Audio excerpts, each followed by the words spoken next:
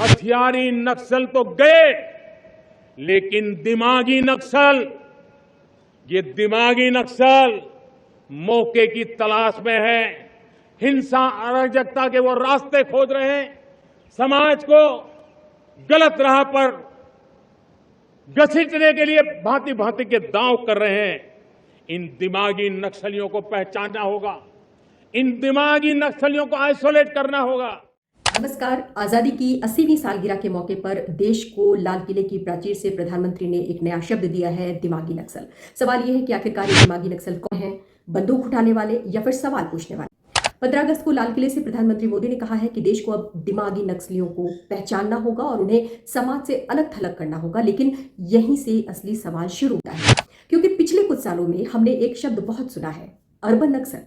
सरकार की नीतियों पर सवाल उठाने वाले, विरोध करने वाले, बुद्धिजीवी या फिर कहीं किसी के कार्यकर्ता। कई लोगों को इस तरह के लेबल से निशाना बनाए जाने की बहस होती रही है और निशाना बनाया भी जाता रहा है। लेकिन अब एक नया शब्द है, दिमागी नक्सल, और लोग अब इस में फंसे हुए हैं कि आखिर ये है क्या। और प्रधानमंत्री के भाषण के मुताबिक इसका मतलब सिर्फ हथियार उठाने वाला नक्सल नहीं है, बल्कि एक विचारधारा और बौद्धिक समर्थन है जिसे सरकार नक्सली मानसिकता से जोड़। लेकिन लोकतंत्र में एक बुनियादी फर्क होता है, सरकार का विरोध करना और देश का विरोध करना दोनों अलग अलग चीजें हैं। किसी नीति पर सवाल उठाना, परीक्षा व्यवस्था पर सवाल करना, बेरोजगारी पर प्रदर्शन, किसानों की मांग, पत्रकार का सरकार से सवाल पूछना, ये सब लोकतांत्रिक अधिकारों के दायरे में आते हैं। हाँ, अगर कोई व्यक्ति सचमुच हिंसक नक्सली गतिविधियों का समर्थन करता है या उसमें सम्मिलित है तो कानून अपना काम करे। लेकिन अगर असहमति को ही नक्सलवाद का नाम दे दिया गया तो फिर सवाल उठना लाजमी है। लोकतंत्र में विपक्ष बचेगा ही कहाँ, और यही इस पूरे विवाद का सबसे बड़ा सवाल है। क्या सरकार से सवाल पूछने वाला दिमागी नक्सल है?